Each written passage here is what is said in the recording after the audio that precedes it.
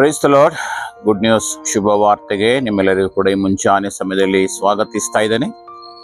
ಈ ದಿನದ ವಾಕ್ಯ ಭಾಗಕ್ಕಾಗಿ ಯೋವೇಲನ ಪ್ರವಾದನೆ ಗ್ರಂಥ 2ನೇ ಅಧ್ಯಾಯ 32ನೇ ವಚನವನ್ನ ತೆಗೆದುಕೊಂಡಿದ್ದೇವೆ.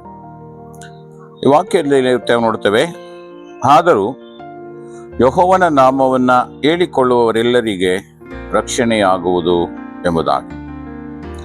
ಪ್ರಿಯರೇ, ಈ ವಾಕ್ಯದ ಪ್ರಕಾರ ಯೇಸು ಕ್ರಿಸ್ತನ ನಾಮ ಒಂದೇ ನಮಗೆ ರಕ್ಷಣೆಯನ್ನು ಕೊಡುವುದಕ್ಕೆ ಸಾಧ್ಯ.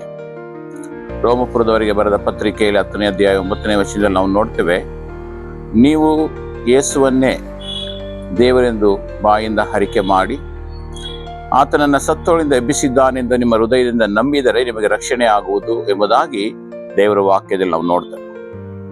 ಈ ಮುಂಜಾನೆ ಪ್ರಿಯರೇ, ಈ ವಾಕ್ಯ ಹೇಳುವ ಹಾಗೆ ಯೆಹೋವನ ನಾಮವನ್ನ ಹೇಳಿಕೊಳ್ಳುವವರೆಲ್ಲರಿಗೆ ರಕ್ಷಣೆಯಾಗುವುದು.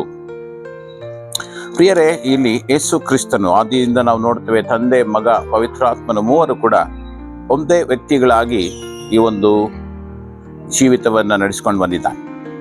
ಈ ವಾಕ್ಯ ಹೇಳುವ ಹಾಗೆ ಯೇಸುವಿನ ನಾಮವನ್ನ ಹೇಳಿಕೊಳ್ಳುವವರೆಲ್ಲರಿಗೂ ರಕ್ಷಣೆಯನ್ನ ಕೊಡುವವನಾಗಿದ್ದ.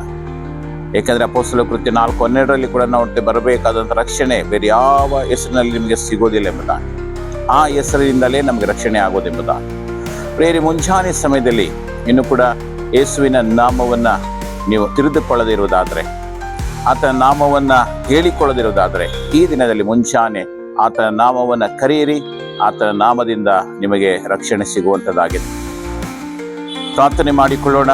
ತಂದೆಯಾದ ದೇವರೇ, ಈ ಒಂದು ಮುಂಚಾನೆ ಸಮಯದಲ್ಲಿ ನಿನ್ನ ನಾಮವನ್ನು ಹೇಳಿಕೊಳ್ಳುವರೆಲ್ಲರಿಗೂ ರಕ್ಷಣೆ ಕೊಡುತ್ತೇನೆಂಬುದಾಗಿ ಹೇಳಿದೆಯಲ್ಲ ಸ್ವಾಮಿ. ಹೌದು ಸ್ವಾಮಿ, ನಿನ್ನ ನಾಮವನ್ನು ನಾವು ಕರೀತಾ ಇದ್ದೇವೆ. ವೈಯಕ್ತಿಕವಾಗಿ, ಕುಟುಂಬವಾಗಿ ನಾವು ಕರೀತೇವೆ. ನಮ್ಮ ಒಬ್ಬೊಬ್ಬರಿಗೂ ಬೇಕಾದಂಥ ರಕ್ಷಣೆಯನ್ನ, ಸುರಕ್ಷತೆಯನ್ನು ಕೊಟ್ಟು ನೀನು ತಾನೇ ನಮ್ಮೆಲ್ಲರನ್ನ ನಡೆಸು.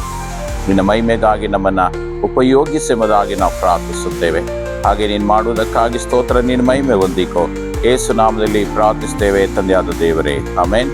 Price the lord. God bless you.